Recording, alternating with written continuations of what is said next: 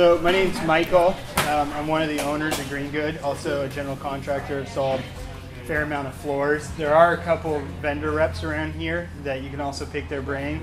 This is Manny over here, and he sells wood floors, bamboo floors, cork floors, so he's very knowledgeable.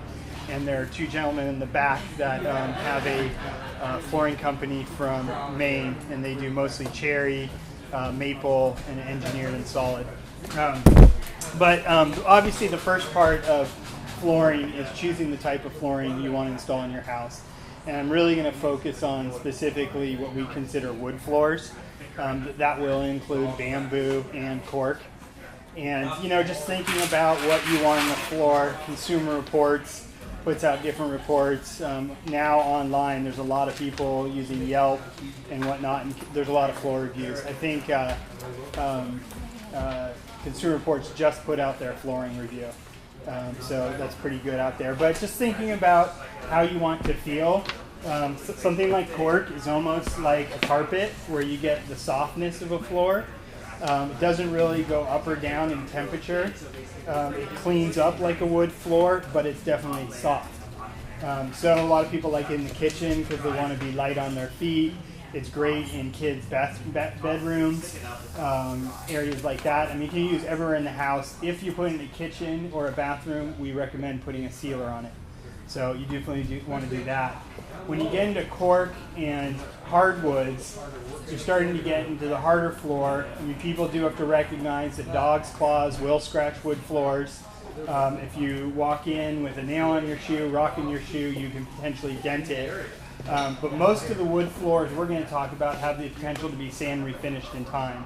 A lot of them are stained or have a texture, and most likely you won't sand refinish them, but that's always an option. And when you look at that, you're looking at the wear layer. And if you're looking at engineered floor, you've got your tongue and groove or click system, and then you have this thickness here, which is called your wear layer. And you want this to be nice and thick. This is considered a nice thick wear layer, and you can probably get 3 sand and finish out of this. When you sand and finish a floor, you're really taking off about the thickness of your fingernail. You're not taking it way down. You're just renewing the scratches, taking the finish off, and laying it down again. So you can kind of pass that around just to look at a nice thick wear layer. When you look at the rating on wood floors, there's something called a Janka ball test, and they basically take a metal ball of a certain weight at a certain height and drop it and see how far it dents into your woods. And you can go on Google, search Janka ball test, and they'll list all the different woods. Typically, your tropical hardwoods are going to be your hardest floors, and then you're going to be seeing your maples, your white oak is a little bit harder than your red oak, and then you'll get down to the bottom list. It's going to be like your Doug fir, those kind of floors. In California, historically, all our houses were made with vertical grain Doug fir floors, and they're pretty soft. I mean, you see them in a lot of the bars around here. They patina well over time. It's a nice look when they start to wear and tear. And then a lot of what you saw after the Doug fir is what you call strip plank oak, and it's the 2 1/4 inch width, 2.5 inch width oak floors you see in a lot of areas. Historically, you'll see in gymnasiums, most of the time they used a maple, so all those floors are a nice solid maple. This is a maple board here.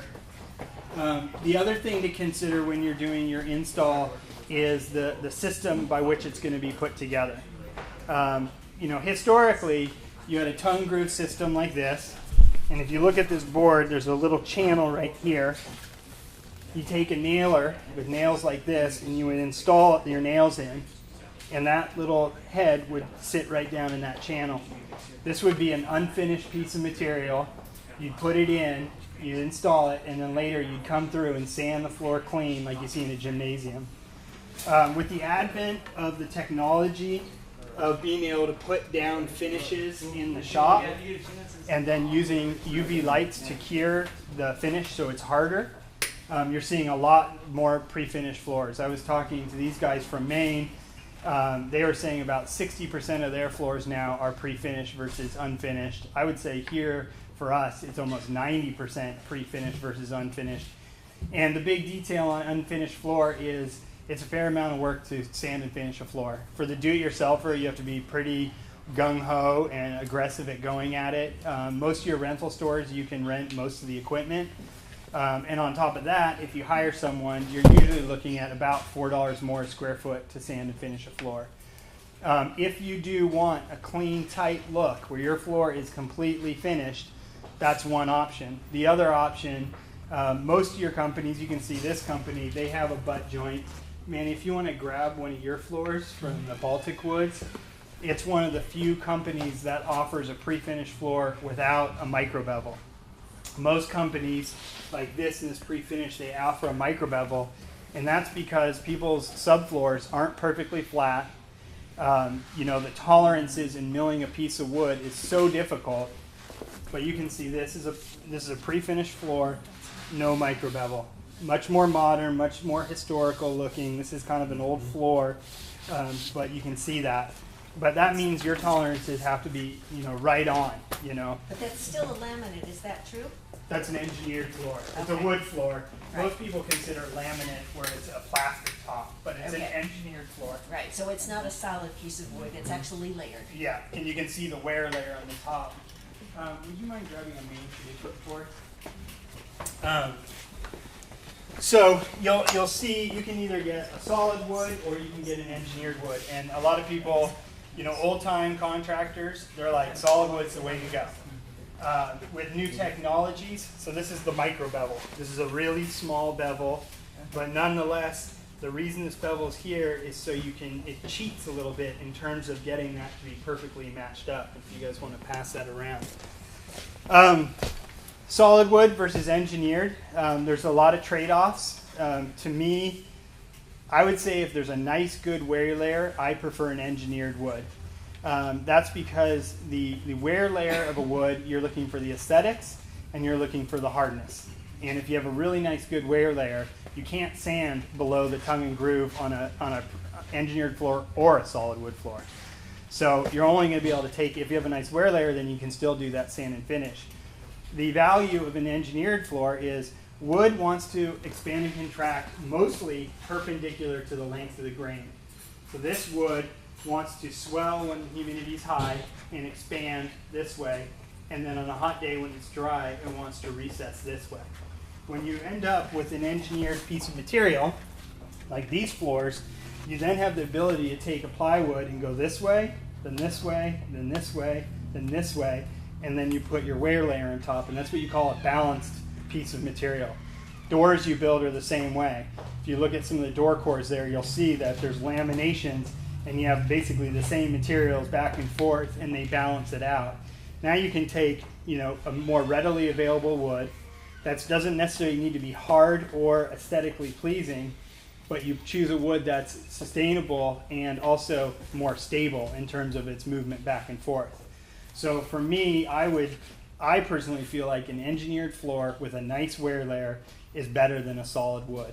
If you live on the coast, a lot of flooring installers won't even install a solid wood floor on the coast because you have so much fog come in potentially, and then it gets hot. All of a sudden you have this humidity difference, so you're getting the pull. It wants to expand in the mornings, maybe at night when the fog's there, and it wants to retract. And so a lot of guys say, it's a big solid piece of wood. It's going to expand and contract more than a piece of engineered, When you get into your more affordable floors and your laminate, you start to get into a thinner wear layer. So you just have to be mindful. That's going to be a more affordable price point, but then you also have to remember down the line, there's really not a sand and finish option down the line. So you're going to come into your house, you've chosen your material, we're going to talk about the different ways to install, but all floors, they're going to have a warranty on how the subfloor, whether it's wood or concrete, how it's at. So we're going to start talking about a subfloor first. And the first question is, can we nail it down? Can we float it? Or can we glue it down? And if you have a subfloor that's plywood, true plywood, 5/8 inch or thicker, you can nail it down. If you have OSB, which is oriented strand board, that's kind of that, look pressed board, if it's below that, you can't nail it down to meet the warranty. You have to glue it down or float it. So those with a wood subfloor, that's kind of your choices immediately. So you walk in, I've got a 3/4 inch plywood subfloor. You want to nail it down because you want that traditional installation. You want that traditional feeling where it's adhered to your subfloor. It's not a floating product. And so you'll be ready to nail that down. If you walk in, it's OSB. Think at OSB at 1 inch thick, you can nail down, but 5/8, 3/4, you have to glue it down if you want to glue it, if you want to adhere it to the subfloor. If you're looking at concrete, what needs to happen is you need to test the moisture that's in your concrete. What happens is, depending on your house was built, newer houses, there's really strict regulations, and when you go to build a house, you need a permit. You come in, an engineer does a soil test. They tell you how much pressure of water's in there. They may tell you you have to pull out the existing soil, pack sand in, put down a barrier, and then you can pour your slab. Historically, that didn't necessarily have to happen. But what's happened, there's certain areas, up by French Hospital, up above there, down where Losas Valley Road meets South Higuera, flooring installer know of nightmare areas and where they did developments and there's water coming up through the slab. And when the water comes to the slab, in the worst cases, you actually do see water when it's down, when the floors are down. In the least amount of cases, you're just getting pressure that you can't actually see the water. And so what you do is you come in DeSoto, which is a flooring supply house over here on Tank Farm. They have a calcium chloride test. And what we do is we come into the concrete slab and we grind down the concrete till you get all the drywall, the paint, any oils. You're back down to the clean concrete. And we take a product that's basically calcium chloride. It's in a petri dish. We weigh it. We put it down on top of the concrete with the lid off. Then we take a plastic box that's part of the kit and has a rubber gasket, and it glues down over that kit. And what it's doing is it's absorbing all the moisture that's coming out of that slab. And about 72 hours later, we come back, we remeasure the weight, and then they have a little formula you have to do with a constant, and you calc it out, and it tells you how much water is coming up through that slab. And there's about 3 or 4 different tests out there, but you do this to see how much moisture is in there. If you have excessive moisture, there's different products on the market that you can lay down and it will keep the water from coming up. Well, it comes up, but it keeps it from coming to the wood floor surface. MVP is made by Bostix, Moisture Vapor Protection. Dependable Knockdown is one. Ardex, this company, makes a 2-part epoxy sealer. Then there's actual products that are they're films. There's one called Elastalon, where it's essentially like a rubberized roofing felt that you lay out. And once you do that, if you have the high moisture, then you can glue down the floor to that moisture barrier.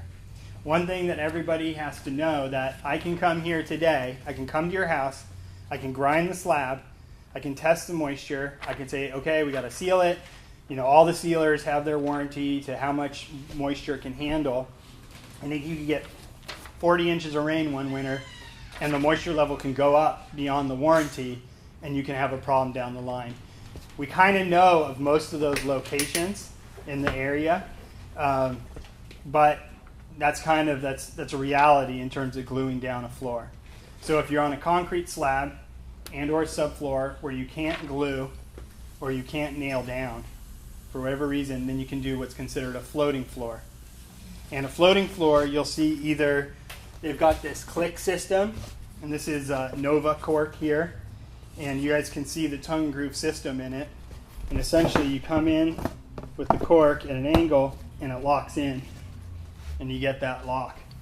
And that's a click system. You'll see, I believe, US Floors here. You can look at the click system in this bamboo. You can see how it locks in there. You know. So those are floating floors. When you have wood, bamboo, you want to use something with 3-in-1 pad, and it's got a layer to protect for moisture. That would go underneath your flooring, between the flooring and the cement? That is flooring. That is flooring. That's I cork didn't know. floor. Yeah. Okay, all right. That's a cork floor product. I wasn't quite sure. So with your hardwood floors, like bamboo and hardwoods, if you're going to float it, you put down a 3-in-1 pad. So the pad has a moisture barrier in it. It has a padding to help with the peaks and valleys, and a little bit of a sound dampener, and you can lay that floor over it. The cork, any product that has a cork backing, like the one I just sent around, all you need is visqueen or Aquabar paper to give you the moisture barrier, you don't need the pad underneath because the cork backer provides that pad. So then you have your choices. The other way of installing a floor to float it, if it doesn't have the click system, we use Tight Bond wood glue. It's a water-based glue, totally non-toxic. We'll take a bottle like this. We'll run a bead of glue all the way down. We'll take the next board, lock it in, and we'll start gluing the tongue and groove together, and that's a floating floor as well. We have straps. This hooks into one side. You pull this out, it has a hook on the other side. We'll put it where the baseboard would be, and we can pull those boards in, and we'll go about 10, 12 courses or so. Then we'll run straps across, let it set, glue, everything's tight, do our cleanup, kind of get everything situated, go to the saws, get all the, all the waste put in its right place, come back, pull these straps off, continue going, go about 10 or 12 more courses, strap it back in. And so you have, for floating floors, your click system or your T&G glue system, or you have your nail down or glue down. So you come into the house, you're looking at your house, you're thinking about what direction do I want to run the floor. For most people, you want to run the floor the length of the room, and you want to run it the length of the hallways, and that gives you the biggest feeling to a room. Don't have to do it that way, but that's kind of the way you go. A lot of times you'll walk in, you'll look at your most visual line, maybe it's down a hallway, and your outside walls are usually going to give us your squarest points. The inside walls, sometimes when they frame, they're a little bit off, but your outside perimeter should be the closest to being on. But what we need to do, if you look at the last part of the floor warranty here, it says your subfloor, whether it's concrete or subfloor, has to be within 1/4 inch of 10 feet or 3/16 over 6 feet. That's peaks or valleys in your floor. So we use a straight edge like this, and we come down on our hands and knees and we start putting it on the floor. And so you can see your concrete slab or your subfloor all of a sudden has a little valley here over your 6 to 8 feet. So we make a big circle, we make an L for low. We walk along, we find another spot, and I don't know if there's one here, and it's a little bit high, and we can rock off it. There's a little peak here. So we make a line and we mark that off, and we put a little H for high. So then at that point, you have a couple choices.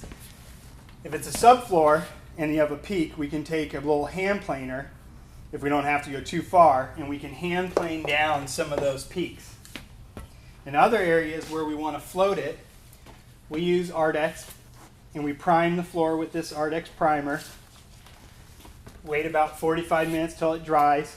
I think you have about 12, 16 hours before you have to go over it. And then we mix up this product. They have a concrete version and a subfloor version. And let's just say there's a low spot there. Prime the whole thing, mix it up, pour it out, and then we take this straight edge and we scree off the high spots in a radius. And then we go through the house and we knock down those high spots and we fill those low spots. What you want to do when you mix this stuff up, you've got your bucket with your mixer, you got a nice, like a Tyler sponge like she was using out there, you've got your hand trowel, and you've got your straight edge.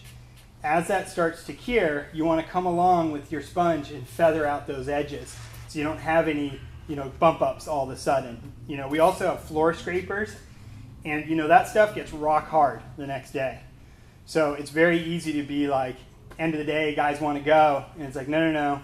Stop a half hour first, clean up everything, but make sure you knock down those edges, whether you use a sponge or a little hand scraper to shave it off. And at that point, it's easy to work with this stuff. You come the next day and it's rock hard. Now you're grinding on it, If you have a concrete slab and there's peaks, we have a vacuum that hooks into our grinder. It has a diamond head, it's about 8 inches, and we can grind it down. As you can imagine, even with a vacuum, it's pretty dusty. We have a head that surrounds our grinder, and it has little vinyl kind of sweep around it, horsehairs type thing. And so when the dust doesn't want to go outside that perimeter, it'd rather go into the vacuum. But what you want to do essentially is go around your house, figure out all your high and low spots, and either grind them or float them.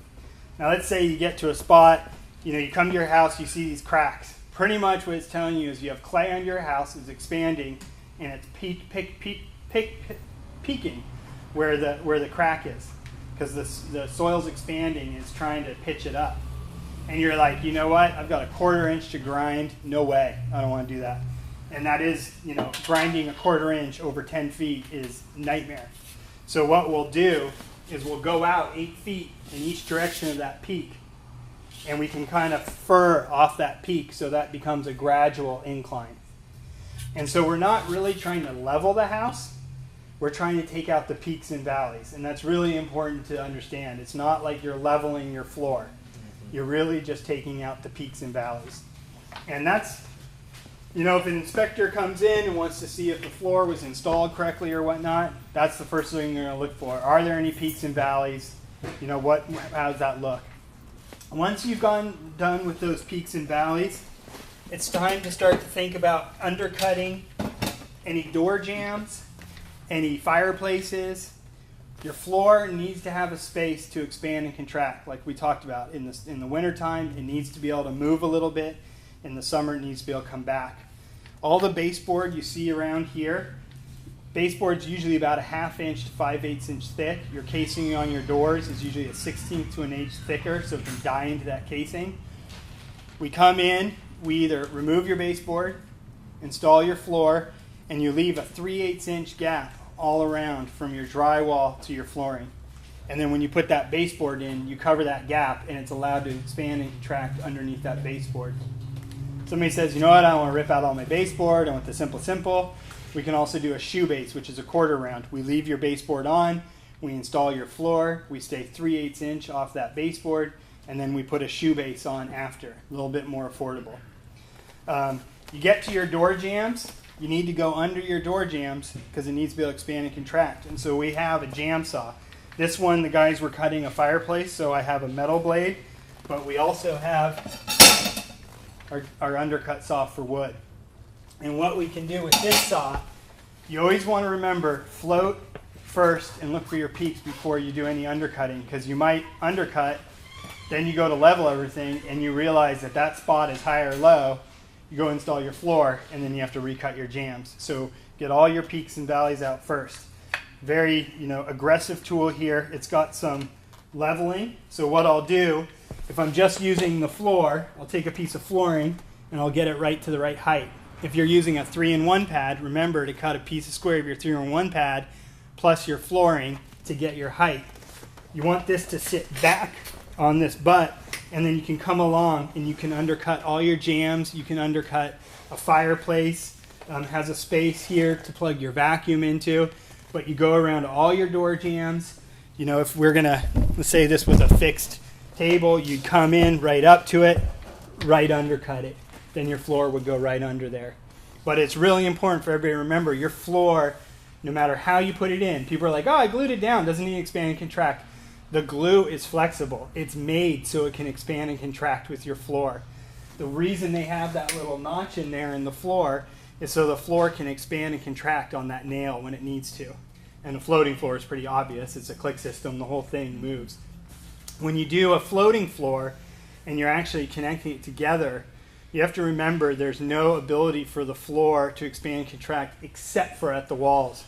Versus if you nail it together, it can actually expand and contract next to each other as well.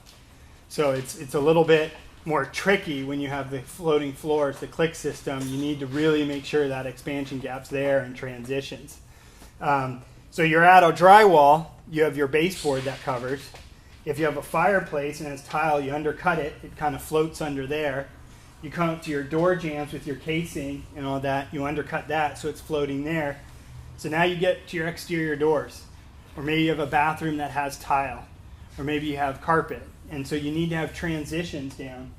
And maybe, can you see if there's some transitions over there? There should be kind of by Hannah over there some transitions. But there's different types of transitions. Let's say we have this wood floor coming along. And we'll say this is tile, for instance. We have a transition that's shaped like a T. And we need to be able to glue that transition down here, but that floor needs to still have that 3/8 inch expansion gap.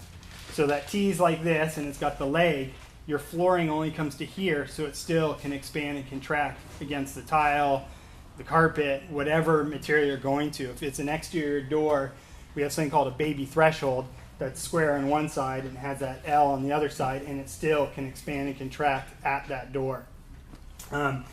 Some of the transitions we get, they have little bevels and stuff. Sometimes we cut them off because they're little Dutch catchers or whatnot. So sometimes you have to modify your transitions because everybody's elevations can be just a little bit different.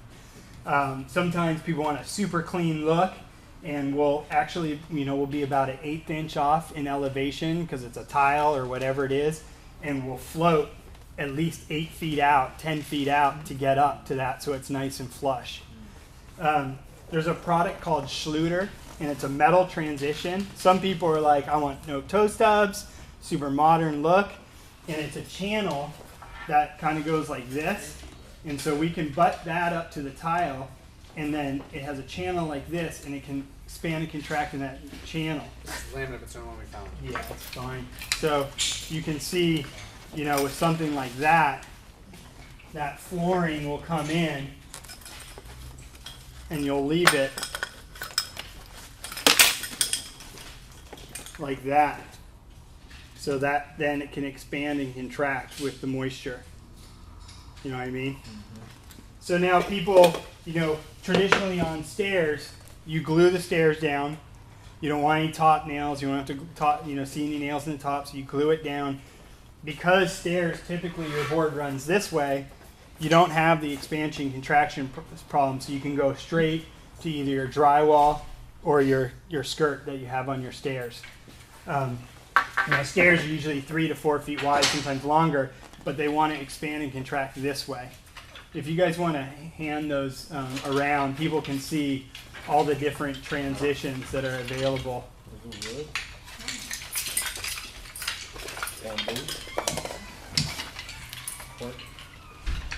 So now at this point, you've gone through, you've counted up all your transitions, you have an idea what you want your transitions at your doors. You've gone through, you've leveled your floor, you're within that 1/8 inch over 8 feet, everything, all the peaks and valleys are out. You're ready to install your floor. You want to think about, cut down your jams, and you want to think about how you're going to run your floor. And again, you want to go to your outside wall. So, pretend there's some framing in here. I don't want to choose here. I want to look at this exterior wall. I always tell people, get 7 to 8 inches out of your corners or 7 to 8 inches away from your doors, because it's classic that your drywall pushes out or pushes in at these points. And so I'll come out, if this is wall, I'll come out to here, make a mark, 5 feet down, make a mark, all the way down the wall. I'll come out, let's just say 6 feet here, and I'll snap a line, and you'll watch that line with all your marks that you've made, and that kind of tells you if the wall is going this way or this way. If it is, you have a consistent, it's out a little bit, then you can bring it over maybe a 1/16 on that end, a 1/16 on this end, and you're cheating the best of the worlds. You always want to come back and look at the other walls and just measure. Oh, I'm at 112, 112. All of a sudden you're at 112 and a quarter, 112, 112. Well, that wall just pushes out a little bit, and that's kind of the reality. But you always want to measure off your walls, especially if you're coming into a kitchen and you have an island and you're going to wrap around that island. What you want to do, I'm coming along right here, and pretend this is an island. Right here, right about here, on a nice straight line, I measure, let's say it's 6 feet to the middle of the island. I'll measure here and there, and I'll snap another line. So as I'm installing boards here and over there, I'm always measuring back. Yep, I'm at the same point. Because once you get around this island, it's very easy to have one board be a 1/16 to an 1/8 in front of the other one. Mm-hmm. Even though you feel like, well, the boards are perfectly straight, there's no way it could get out, you'd be surprised. I mean, you have 20 boards or whatever amount of boards, and you're a 30-second off on every board, it can get out more, and then when you have to come back, the thickness of your fingernail or more shows when you try to come back. So it's really important as we set our floor up this wall. I'm right about here, I've got this island, make my mark there. As I install 4 boards here, 4 boards there, yeah, I'm the same distance here as I am over there. 4 more boards, I'm good. You come around and you lock in and you match. And there's no oh shit, we're 16 to an 1/8 inch off, So you bring that in. If you're coming down a hallway, you've got a long hallway, and then it dog legs left or right, and it's a long hallway again. If it's a short hallway, I'd probably keep the flooring go the same direction if it's like a 2 or 3 feet. If it's a long hallway, you want to change directions. You can either do a standard header board where you just change directions. You can do a weave where one board goes like this, the other one butts in, the next one weaves, and you can weave in. Or you can do a diagonal header board. Okay? What you're always going to want to do though is you're going to want to make 2 females and run a spline. It's very difficult to make a male and redo this top edge. So when I do that header board, we have a router bit that I can run on this edge and make this board so it's a female on this side and a female on the other side. And then when I come along with those other boards, I mill them into a female as well. So all our boards are coming together as female, and then I rip a spline on my table saw that will fit into both of them, and I glue in the spline into this board and the spline into the other boards, and now we're changing directions. A lot of times also when you start, you want to start down the middle of the room. You have some restrictions, maybe there's construction going on, the contractor's telling you I want this room done first or whatnot, and we'll snap a line down, and then we'll take plywood scraps and we'll screw the plywood all the way down, and then we can start installing our boards against that plywood and going that way. We've gone through the whole house and now we got to go the other direction. I'll do the same thing. I'll have the female edge showing. I'll start the next section with the female, but I'll make a spline that I can glue in to both of the boards. If you're nailing down, there's going to be a lot of pressure against that board, and it's going to want to peak like this.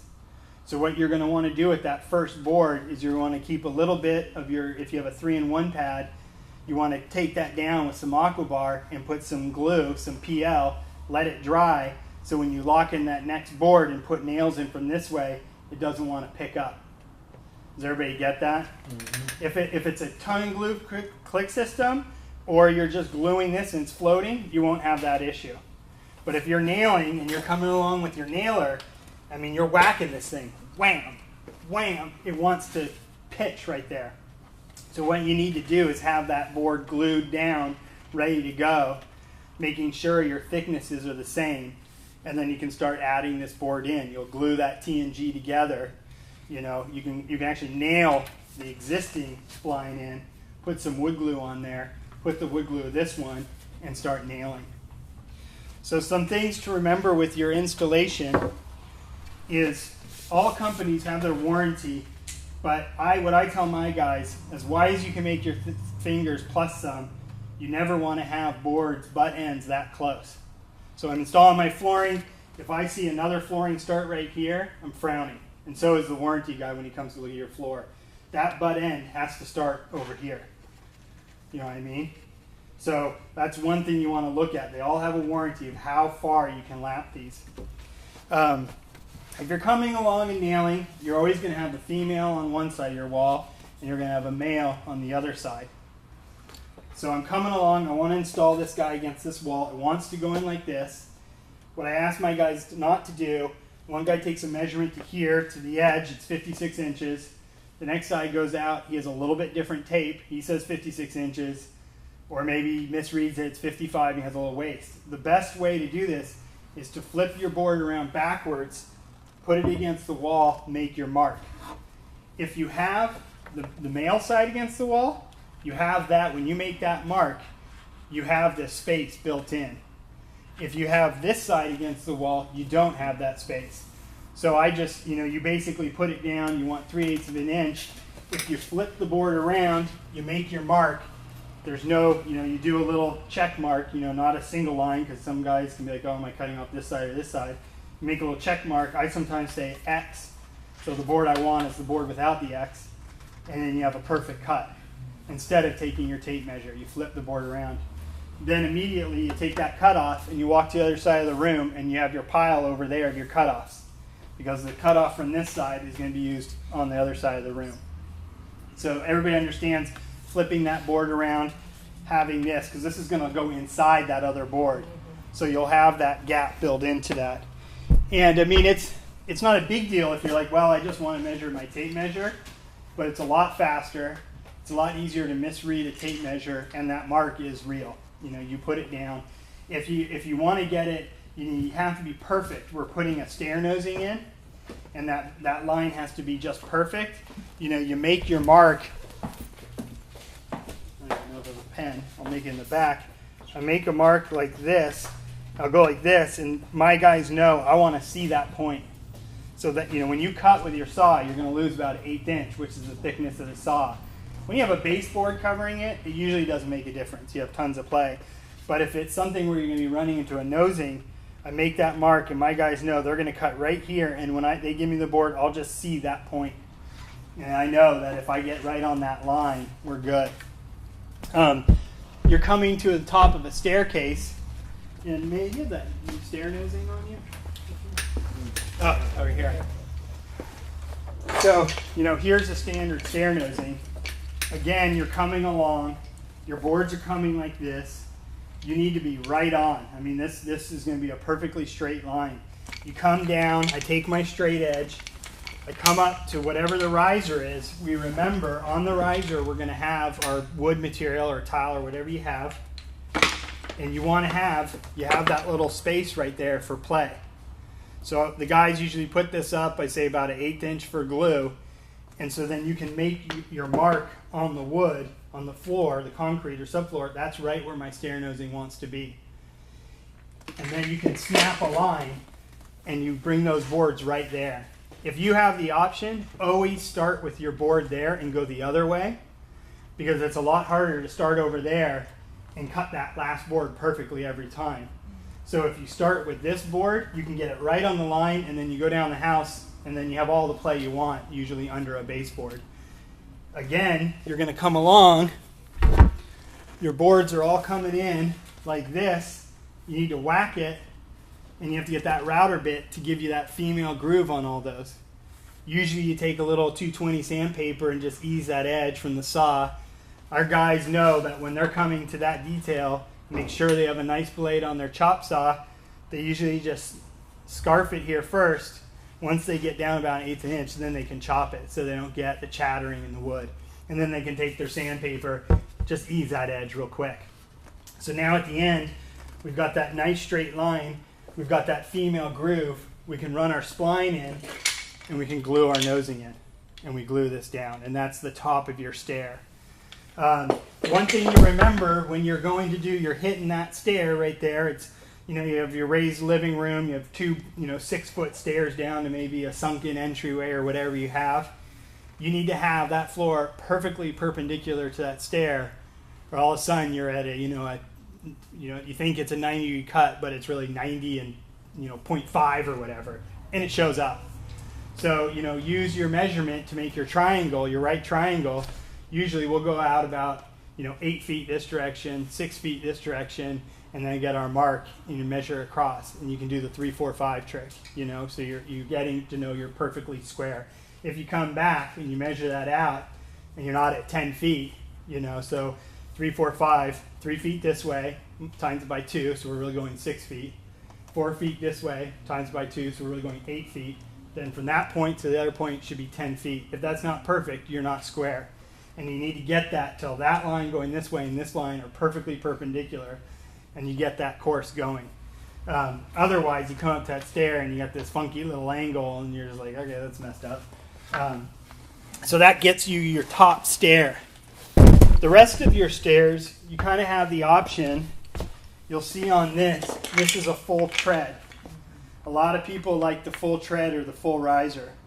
So if you have a full tread or riser, you're kind of in luck because it makes your life a little bit easier. It's a little bit more expensive, but it's well worth it having these really nice, strong stairs, solid pieces of wood with that little dropped edge. So when you go to put this guy in, you're going to start with your riser. You have a little bit of play because the riser hides under here. Then you put your stair down, your tread, and you have a little bit of play here because that next riser is going to go over the top. On the sides, though, you have drywall or your stair skirt. You have no play. So we have actually a jig it's like a tool for doing stairs. You can adjust it and it'll template it out. So let's just say, I mean, it's inevitable that drywall goes in and out a little bit. It basically has a straight edge with some tabs that stick down. You put it straight up against it, and then it's got little wings go like this, and I can adjust them until it's right up nice against that skirt or drywall. I can take that, I can lay it down on the tread, mark it, and then I can cut those. If you don't have the tool, which most people don't because it's just a random unique tool, you can take door skin material, which is about a 1/16 inch thick, 1/8 inch thick, and you can cut it in strips about 2 inches wide. And you can do this anywhere where you want to get a really nice trick cut. You take a hot glue gun and you basically lay down your pieces and cut them to size, put them up against the edge, and you hot glue gun together, and you end up with a template of the stair. Then you can lay that down over the top of your tread and just trace it out. And it's the same thing as the little jig, but it's just template material. And then you can use that on your stairs. And you can cheat sometimes. In the first stair, it works perfectly. The next one, you see it's perfect, except for it grows an 1/8 inch. You can just make a mental note, hey, it's an 1/8 inch more over here. Take that same thing down, mark an 1/8 inch more, take a straight edge, and just cheat that line a little bit. Sometimes it's funky enough that doesn't work. And you just have to get another template material out, hot glue gun material, and do it up like that. Stairs are the hardest. You don't want to end up having to caulk all the edge. You want it to look nice and cherry going into that skirt or that drywall going in. The other way you can do stairs is you can buy stair nosings like this, and you can use the flooring. So, we've got our stairs here, we've got this flooring, and now we're going to cut the stairs out of this flooring.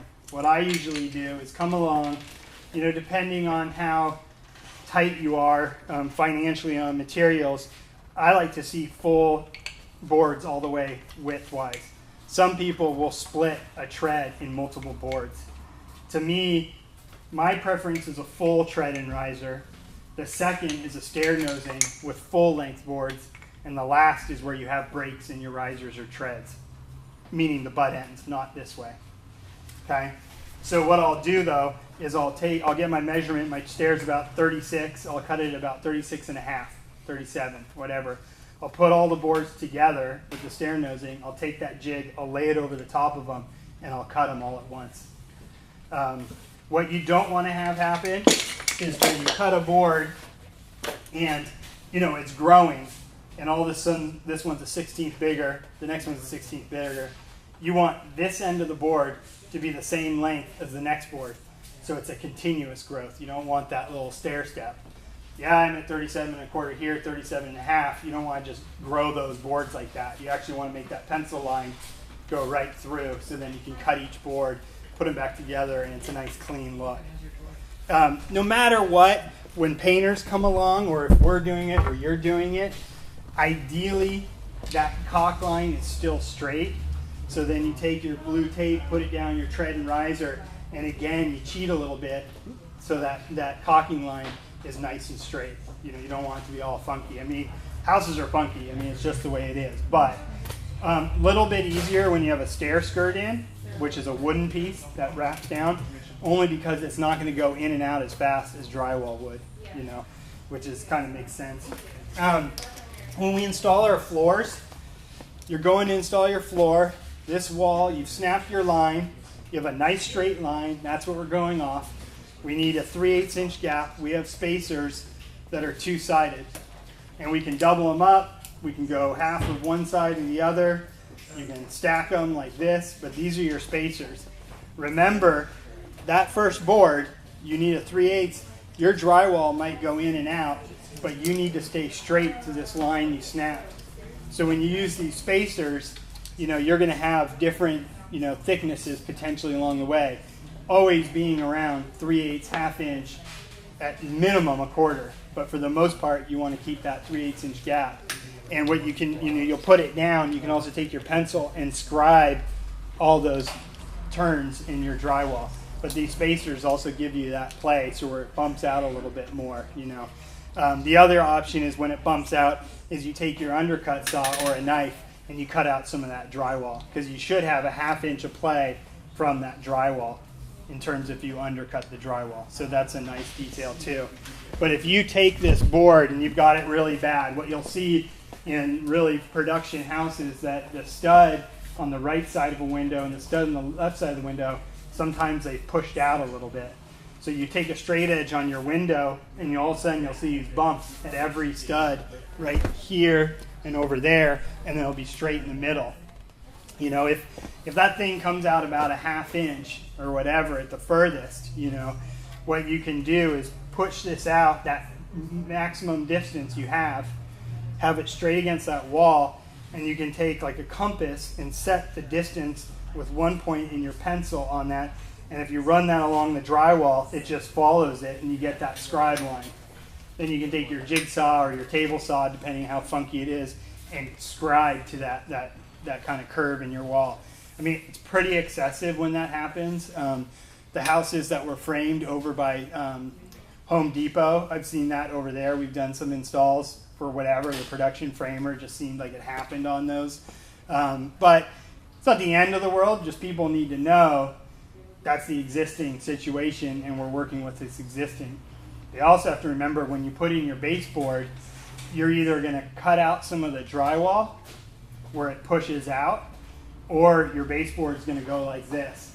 And you can either, if that wall comes way out, you can scarf out and you make a line where the drywall is going to be. You can scarf out a little bit of drywall, and then you can actually add really small spacers.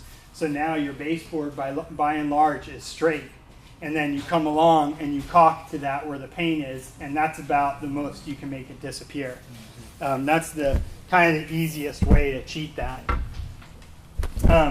So you run obviously you run all your flooring at that point. You need to put all your baseboard in before you put in your transitions. Transitions between door jambs, obviously you can put those in because the jam's just right there. But all your transitions in other places are probably going to die into your baseboard. Some of the places to think about is when you have the baby threshold at the door, if you have a square edge, it kind of looks cheesy, so we can kind of either miter it on the edges and kind of have it go back in a miter detail, or we can sand it and radius it. You don't want those wings just kind of sitting there because it'll come out past your casing and it kind of looks like a wing kind of thing going on. The other way is to use the Schluter metal. I don't know if I have a sample here, but a lot of your door thresholds are like kind of that black or a brass or oil bronze or stainless or whatnot. The Schluter metal really matches it nicely, so you can use that metal and it's really low profile. I mean, that metal twice the thickness of your fingernail versus a transition is going to be, at minimum you'll see they keep them about 1/4 to 3/8 of an inch. You can't go much thinner than this. Somebody steps on it, you'll get a hairline crack going through it. Nailing down floors, they're all going to have their recommendations on nails to use. The thinner floors, you're actually going to use a stapler. And we use a pneumatic stapler. That's not it, but it has a foot like that. And that foot locks in like that. And then we shoot a staple into it. So your thinner floors, they're going to say, hey, we want a 1/4 inch crown on your staple, minimum of 1 3/4 in length, whatever. No matter what, read your instructions and do everything to the warranty instructions. If you ever have a problem, they're going to break out the warranty instructions and say, did you do it this way? And then you have to deal with what you got. There's always going to be some spots where you have to cheat. But by and large, you want to install 90 to 95% of your floor the right way. And sometimes there's out-of-the-box stuff and you just got to make things happen. But you want to stick with the warranty. They're going to look at that 1/8 inch peak and valley. What's the moisture in the slab or the subfloor? How far away are these butt joints? And how often did you nail? So the next thing to think about is when you do your nails, you don't want to go too close to the edge because you'll end up splintering this nose. So I kind of use that same rule. Keep your staples or nails out this far and then come along and nail 8 to 12 inches coming along. Okay, so if it's the pneumatic nailer, it's pretty straightforward. You just bring it up to it, pop, pop, pop, just go along.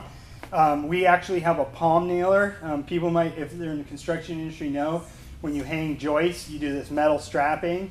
You use a short nail called a Tico nail. You use a little palm there, it goes, puts those nails in. We have one that we use for our flooring. Sometimes you're coming up to a wall or something and you can't use this big nailer because you're swinging or your stapler. So you can put a nailer in that palm nailer and just go right in there.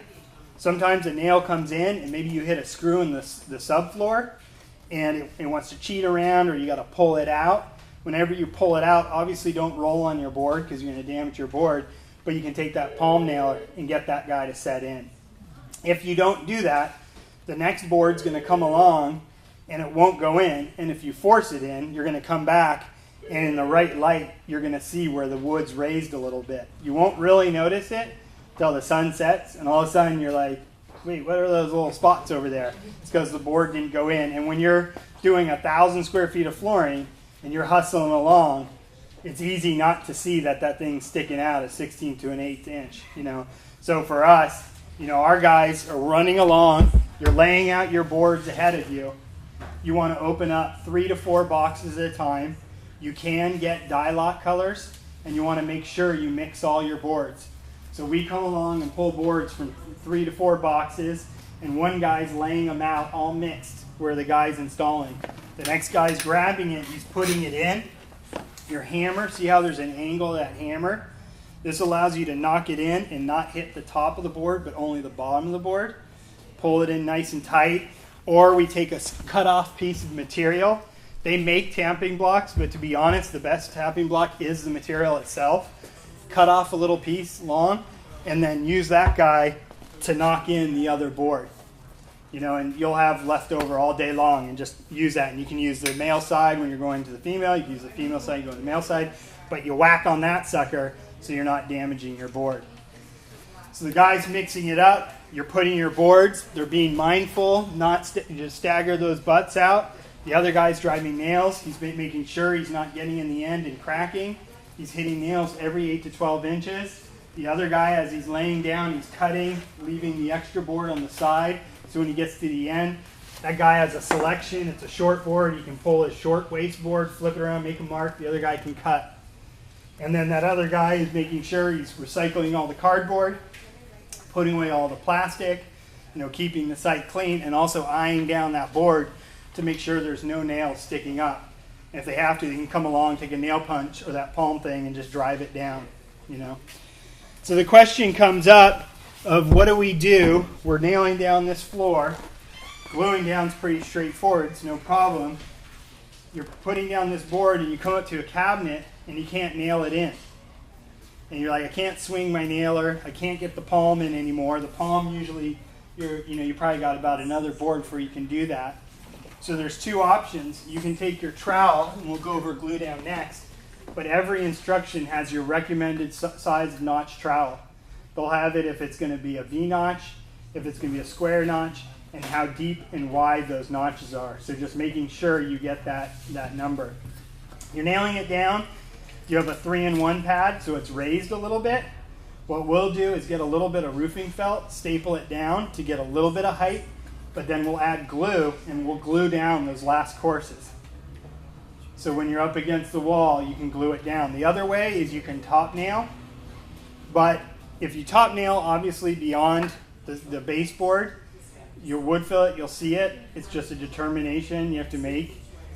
We glue it down. You can top nail, but you want to make sure it's going to be under the baseboard or the shoe base. But for by and large, if you glue down those last courses, you get a nice glue down.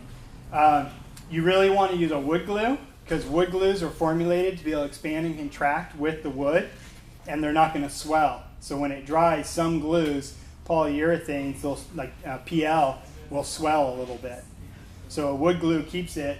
You use PL on the edges, all of a sudden it swells, and you're like kind of bummerama. The other thing to think about is when you're doing that last course, sight your boards. If you have a board that has a little curve to it, and you're in the field, when you nail it, you can suck it in. But when you're against that last wall and you go to glue it in, it's not going to want to pull in. So if you sight your boards and you get your nice straight boards, you're gonna really appreciate it a little bit later. The worst is laying down some glue, putting your board, and it's either damaged, not the right color, or something, and you have to pull it out, and it's just a nightmare. The glue is gnarly. I mean, I've got My girlfriend loves the fact that I come home and clean my pants with glue in them in the laundry machine. It's like death in the family. Don't do that. But it's made that it never really dries. It's always made tacky because it needs to be able to expand and contract. If you get it, just get rid of the board. Don't try to scrape it, reuse it. It's just done. It's just too much. It's just like gnarly. The glues, they make a specific cleaner. It's by Bostic's Floor Cleaner. They sell it DeSoto. If you guys do your own floor install, most of your tools you'll be getting from DeSoto. Your nails, your glue, your spacers, everything's there. Straps, anything you want's there.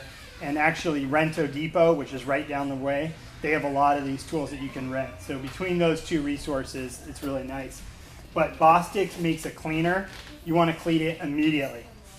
I got another thing where the guys in the field, if they don't clean and I come the next day and I see spots, I'm just like livid. I mean, it's a nightmare. You'll clean it, the floor will look clean. 3 days later, there'll just be dust in somebody's shoe and you'll see little spots because the glue is like, it doesn't look like it's there, but it's there. And when it shows up, it's because people have dirt on their feet. So you have to clean it immediately. And if it gets on you, gets on your shoe, take off your shoe, clean up your shoe. I like to wear shoes like this. These are great. You know, flooring, you don't have to worry about steel toe boots or anything, but I can take off my shoe and walk outside, cut. If it's a nice finished floor, I can take off my shoes, walk around my socks, nice and clean. And these are nice, you know, obviously they're not going to make problems. If you have shoelaces, you're down your knees, you get up, and you just scratch the floor with the little ring on your thing. So slip-ons are really nice for floor install. Obviously, knee pads are nice. Otherwise, the guys will take like foam pads and kind of make little cushions that they move with them and kneel on. Some of the things need to know is it's easier to cause more damage than do good. So you're coming along, you have your pry bars to pull in, you've got your tapping blocks, all this stuff, and it's really easy just to throw it down on the floor. So always have a cardboard box or some sort of padding. You're always laying your tools on that so you're not scratching the floor. You just put in this beautiful floor, you turn around and scratch it. You're using a nail gun, maybe to do some base. Maybe you're doing those last pieces. The nail gun has a coupler where the hose goes in. They're two brass couplers. Wrap them in a rag so that can't scratch the floor. You know, red rag so guys don't step on that, roll it, and scratch your floor. So those little things, I mean, you know, you're trying to get your nail gun, coming around the corner, you're not thinking about it, you're pulling with you, all of a sudden that little thing just gouges your floor. So just wrap it in a rag and it'll prevent that. For the most part, that's nailing down a floor and the things to think about. Now you say, I need to glue down the floor. You're not in that application. Again, you're going to lay down your moisture vapor barrier. It's going to be a trowel down most likely, MVP or something like that if it's a concrete slab. If it's a subfloor, you're not putting down the moisture barrier. It's a wood raised subfloor. It won't have moisture. It's not concrete. You get your right trowel, but they talk about mils as thickness. It's not millimeters. It's their terminology. But your sealer should be about the thickness of a credit card. You shouldn't be able to see the concrete through. You shouldn't do it, thin. You don't need to build it up. It's about the thickness of a credit card all the way through. And they have recommended coverage. I think it's 320 square feet per 4-gallon, 5-gallon bucket, somewhere around there.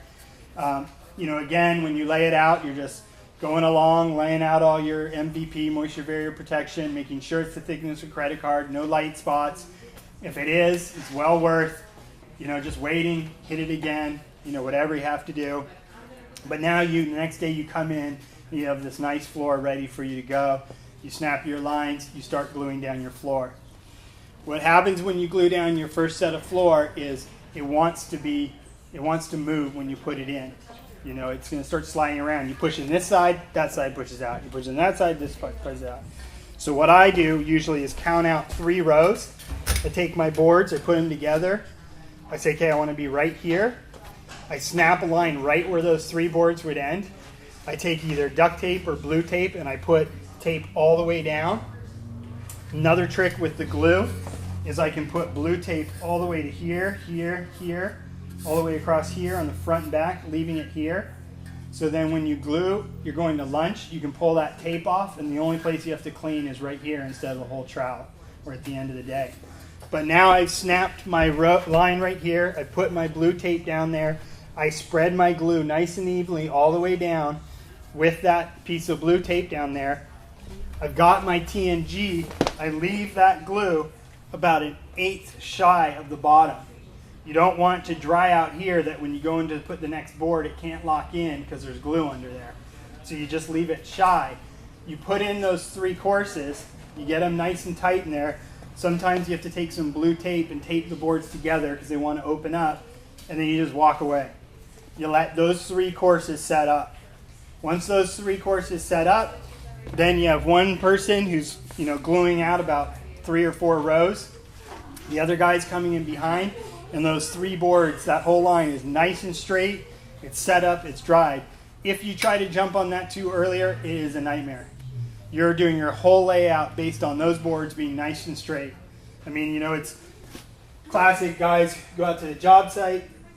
They're all anxious. They want to get going. The client's looking over them. They're like, "God, we got to get stuff done." It's like, clean up, mix boxes, do something else. Do not try to install against those 3 boards till they're dry. Make sure the glue didn't come out and get under here. So when you go to put in that next board, it doesn't push out. You can pull up that blue tape, and now you've got a nice clean spot that you can put your floor in. So you've got that glue there. You're laying it out. You're using Bosix. You're going. You've got your Bosix Best Cleaner. You're cleaning as you're going. Making sure it's super nice and clean. You're laying it out. You're going all the way down. If you do those 3, what you can do is, you need to do your leveling.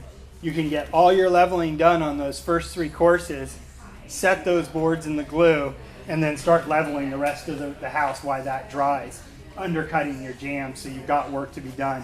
If you level everything, you undercut everything, then you do the 3 courses, you have to balance that waiting time, On your staircases, you're going to always glue down. There might be times where what you can do is nail down where the riser is going to cover and glue, and so you have that to push against.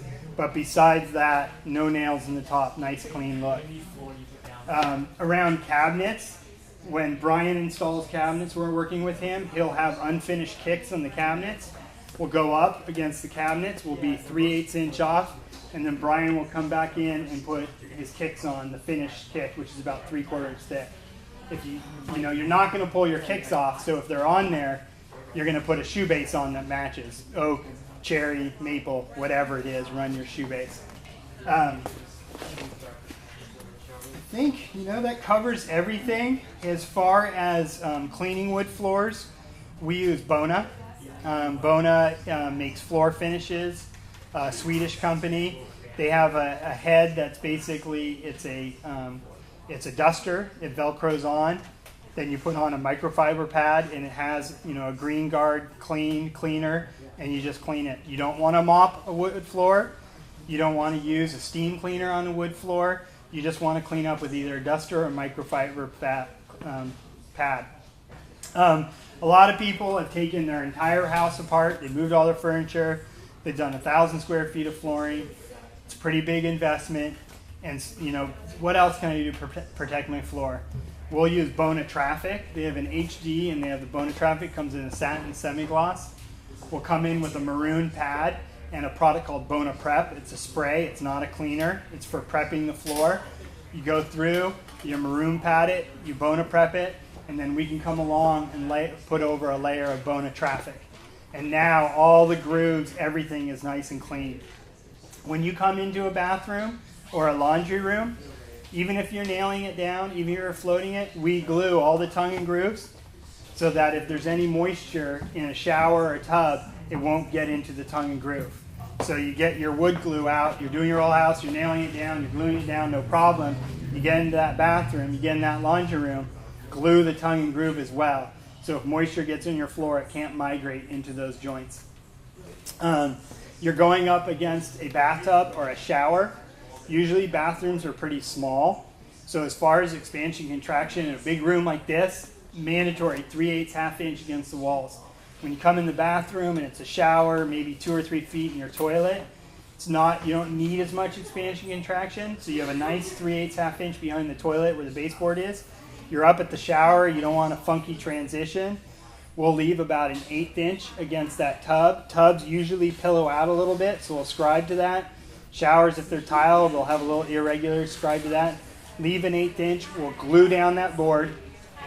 Maybe we can nail it if it's a wood subfloor. We'll tongue and groove glue all the boards all the way back past the toilet, so no water can get in from the toilet or the cleaning or the shower. And then we'll come back and we'll caulk that joint against the tub or shower. And you should be fine. The distance of expansion and contraction, it will expand and contract under that baseboard behind the toilet. And then that caulk joint is actually flexible. If you get some movement, it might get a little bit tighter. It's flexible caulking, and then it'll recede. And then you usually caulk it to match your tile. You don't usually try to match your flooring. If you have white grout, use a white caulking. If it's basically all tile has a matching grout color, so you can go to Customs. Tile Co. over there sells them. DeSoto sells the caulking in a sanded or non-sanded. So 1/8 inch or a little bit heavy. And it won't be an eyesore. It's better than putting some weird molding on the tile or anything like that. The other option, obviously, is to take your undercut saw, undercut that tile, slide it under the tile. But it's also, you have the chance that they've got this shower, you chip the tile, and you're like, shit, I just chipped my tile, all the time we undercut, we put tape on it. So if you're going to undercut, you're not getting chatter. If you have some cuts you want to make, you want super nice, tape off your board, cut through the tape, it'll reduce chatter. As far as maintenance, you'll use the Bona program, and then felt pads under your beds, your couches, your tables. I really highly recommend using the pads where they actually nail into the bottom. If it's metal, you can't use that. You can use the sticky. But if those sticky things get hot in the summer and they roll off and get on your floor, they're really aggressive. They can pull up some of the floor finish. So if you can get away with the felt pads that have the nail in the bottom, that's ideal. You have a metal chair, it's what you have to do. But that glue on the bottom of those pads can kind of roll off, get on the floor. Somebody gets there, starts picking it off, and it can pull off some of the finish. So being mindful of that. Are there any questions or things that people could perceive? I guess there's 2 tricks to think about. When you're coming over here, you have no problems. It's when you get to that wall or vertical surface. So one way to do it is you put a pry bar in, take a piece of wood about 3 or 4 feet long. You typically have studs every 16 inches, maybe 24 inches. If you pry against that floor to get it to pull in, pry against a board against the drywall. They also make a tool that basically looks like this. It's got a lip on one side. It's a flat bar, it comes across, and then it's got a vertical piece. And you put that lip like this. Then you take your hammer and you're hammering the other side, and it's pulling that board in. So you can use the pry bar with the wood block, or you can use this. It has a felt pad on the bottom, so you're not damaging your floor. But by hitting it here, it's obviously pulling it in. And you can use that under cabinets where you have your toe kicks recessed. You can do that. Or you can use your straps and you can pull it in. If you're nervous about the strap, you're like, God, I feel like I'm going to damage my board, you can take a cut off, put it on the end, and put the strap on there. And you can cheat different ways. I mean, these straps aren't necessarily cheap or easy to find, but any kind of strap will work, like the hook straps. You can use those, and you can put a screw through the hole. And as long as that screw's in there, you can use that to pull in the boards. You know what I mean? If you really got a crank on it. They're $24, $50 each. If you're doing 1,000 square feet, it's worth getting them. If you got a small install, you got to just make that choice. Once you pull it in, and you really want to keep it in, it wants to spring out, maybe you glued it in, just take a whole bunch of spacers, put it in there, and just remember in the morning, come back, pull those out, because they're going to be, jammed in there to hold those boards tight together. Does that make sense? Is there any other questions or anything, Manuel, you think I missed? Come on. Maybe cover the oil, like the t-shirt. Okay, yeah. There's 2 things, actually. Acclimation I didn't talk about. All materials need to acclimate in your house. Some of the materials we buy now come from China. Some are being stocked in Seattle. Some are in San Diego. All areas have their own humidity challenges. We're extremely humid here. We're equally as humid as Hawaii. And it's almost worse here because it's not only that it's humid, it's that it dries out and then gets wet. And that pull on itself, expansion, contraction of the peak in humidity and the lows is really tough. In Hawaii, it's actually almost easier because it's almost always humid. So you have a very consistent. But the materials come from somewhere else. 95% of the products you bring into the house, your engineered products, your cork, mostly is the least amount of acclimation. Your engineered floors, like these guys, a little bit more. Solid wood, longer. The strand woven bamboo needs to acclimate a long time, but all the boxes you open, they'll say these are the acclimation instructions. For the most part, anywhere from 72 hours to about a week. Strand bamboo, we are leaving in houses for 3 weeks. Just depends on the product.